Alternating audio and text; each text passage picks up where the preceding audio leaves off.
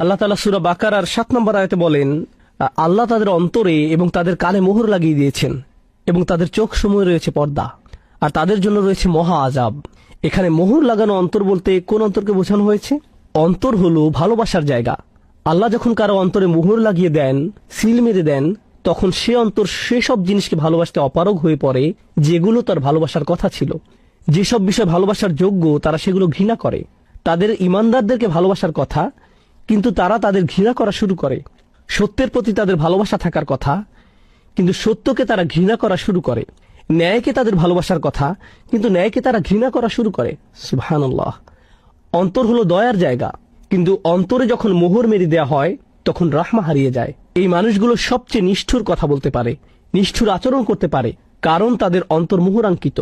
অন্তর হলো কৃতজ্ঞতার জায়গা। কৃতজ্ঞতা আসে অন্তর থেকে। যখন অন্তরে মোহর মেরে দেয়া হয় তখন এই মানুষগুলোর অন্তরে কৃতজ্ঞতার কোনো অনুভূতি আর জাগ্রত হয় না।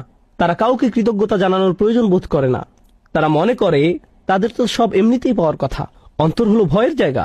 যখন অন্তরে মোহর মেরে দেওয়া হয় তখন তারা তাদের কর্মফলের কোনো ভয় করে না। অন্তর হলো প্রত্যাশার জায়গা, কিন্তু এই মানুষগুলো হতাশ। পরকালের ব্যাপারে তাদের কোনো আশা নেই, অন্য কারো ভালোর প্রতিও তাদের কোনো আশা নেই। তারা নিজেদের জন্য উন্নতির কোনো আশা করে না। তারা মনে করে সবকিছু অর্থহীন, মন যা চায় তাই করো, কারণ যাই করো না কেন জীবন তো এমনিতেই দুর্বিষহ। এটাই তাদের মানসিকতা। তারা আশাহীন মানুষ, কারণ তাদের অন্তর তালাবদ্ধ। অন্তর হলো অনুশোচনার জায়গা।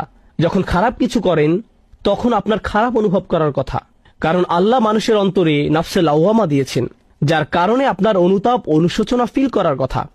কিন্তু অন্তরে যখন মোহর মেরে দেওয়া হয় তখন সবচেয়ে জঘন্য কাজ করার পরেও আপনি গর্ব অনুভব করতে পারেন। আল্লাহ আযজা ওয়া জাল্লা বলেন, ওয়াযায়্যানা লাহুমুশ শাইতানু আমালাহুম।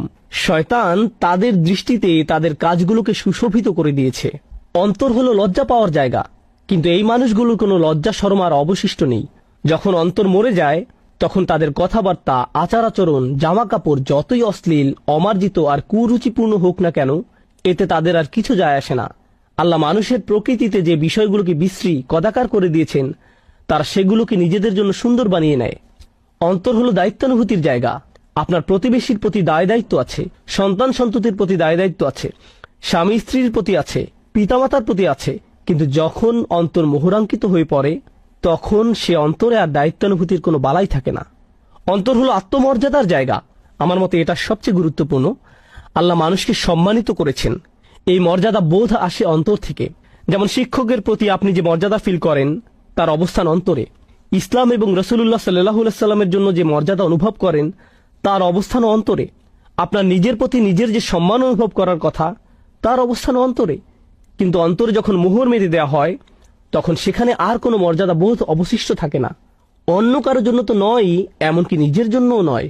তাই আল্লাহ যখন বলেছেন তিনি তাদের অন্তরে মোহর মেরে দিয়েছেন, এটা কোনো ছোট সমস্যা নয়। ব্যাপারটা শুধু এমন নয় যে তারা ঈমান আনবে না, বরং সকল ভালো গুণ যা অন্তর থেকে আসার কথা তা হারিয়ে গেছে। সবকিছু, একজন মানুষের সম্পূর্ণ ফিতরাত তালাবদ্ধ হয়ে গিয়েছে। সুবহানাল্লাহ। এখানে যেন তেন মানুষ সম্পর্কে কথা বলা হচ্ছে না, এখানে কথা বলা হচ্ছে জঘন্য চরিত্রের মানুষ সম্পর্কে। এখন আয়াতটির প্রতি লক্ষ্য করুন। প্রথমে বলা হয়েছে তাদের অন্তরে মোহর মেরে দিয়েছেন, তারপরে বলা হয়েছে তাদের কানে মোহর লাগিয়ে দিয়েছেন। অন্তর যেহেতু ইতিমধ্যে মোহরাঙ্কিত হয়ে পড়েছে, তাই তারা যাই শুনুক না কেন তাদের উপর এর আর কোনো প্রভাব পড়ছে না, কারণ তারা যেটাই শুনুক তা কখনো অন্তরে গিয়ে পৌঁছায়নি। এরপর তিনি বলেন তাদের চোখের উপর পর্দা পড়ে গেছে।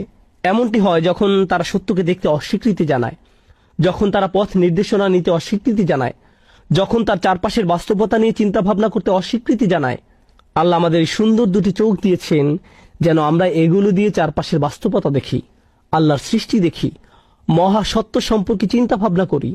যখন এই সামর্থ্যের অনুশীলন করতে ব্যর্থ হবেন তখন আল্লাহ আপনাকে হয়তো তার দানকৃত দুটি চোখ দিয়ে এই পৃথিবী দেখার সুযোগ দিবেন, কিন্তু তিনি এতে হিদায়াত দেখার সুযোগ দিবেন না।